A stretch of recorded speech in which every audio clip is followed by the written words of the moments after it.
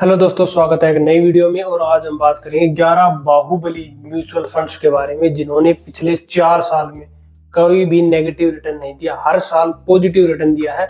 ऐसे 11 mutual funds और इसके बारे में थोड़ा सा डिस्कस करेंगे। तो चलिए शुरू करते हैं। अगर आप म्यूचुअल फंड में इन्वेस्ट करते हैं तो आपके लिए बड़ी काम की वीडियो है, इसको ध्यान से देखिएगा, आपको थोड़ा आइडिया लगेगा। तो देखो 2021 से 24 तक, 2021, 22, 23, 24 इस चारों सालों में इन्होंने पॉजिटिव रिटर्न दिया है, कभी भी कोई भी साल नेगेटिव रिटर्न नहीं दिया है। ठीक है, अब सबसे पहला फंड है देखो एडलवाइज फ्लेक्सी कैप फंड। ठीक है, ये सारे फ्लेक्सी कैप फंड है, इसके पहले नाम देखते हैं, फिर फ्लेक्सी कैप फंड क्या होते हैं उसके बारे में बात करेंगे। तो देखो पहला है एडलवाइज फ्लेक्सी कैप फंड, फिर है फ्रैंकलिन इंडिया फ्लेक्सी कैप, फिर HDFC फ्लेक्सी कैप, फिर जेम फ्लेक्सी कैप फंड, फिर कोटक का फ्लेक्सी कैप, फिर महिंद्रा मैनुलाइफ, फिर नावी का, फिर क्वांट का, फिर SBI, फिर श्रीराम और फिर टोरस। ठीक है, तो ये 11 म्यूचुअल फंड्स हैं जिन्होंने पॉजिटिव रिटर्न दिया है। अब बात करते हैं कि फ्लेक्सी कैप फंड क्या होते हैं। देखो फ्लेक्सी कैप फंड वो होते हैं जिसमें फ्लेक्सिबिलिटी होती है। इसको आप ध्यान रखो कि वो large cap, mid cap, small cap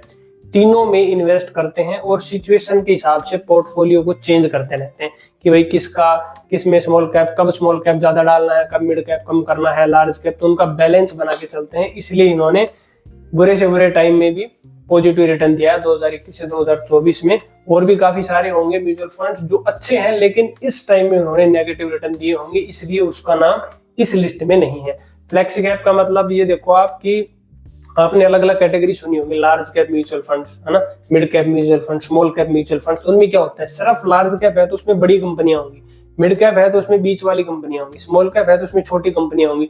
तो हो सकता है किसी साल मान लो स्मॉल कैप फंड है, तो हो सकता है किसी साल स्मॉल कैप ने नेगेटिव रिटर्न दिया तो वो म्यूचुअल फंड आपको नेगेटिव रिटर्न देगा, सिंपल सी बात है। इसलिए फ्लेक्सी कैप को थोड़ा सा स्टेबल माना जाता है क्योंकि इसमें तीनों सेक्टर्स का बैलेंस पोर्टफोलियो बनाया जाता है और जिसमें नेगेटिव रिटर्न के चांस बहुत कम होते हैं। तो अगर आप भी म्यूचुअल फंड में इन्वेस्ट करते हैं तो अगर आपने 2-3 फंड्स में इन्वेस्ट कर रखा है तो उनमें से एक आप फ्लेक्सी कैप भी अपना सेलेक्ट कर सकते हैं ताकि आपकी स्टेबिलिटी वहां पे बनी रहे, नेगेटिव रिटर्न ना मिले, है ना।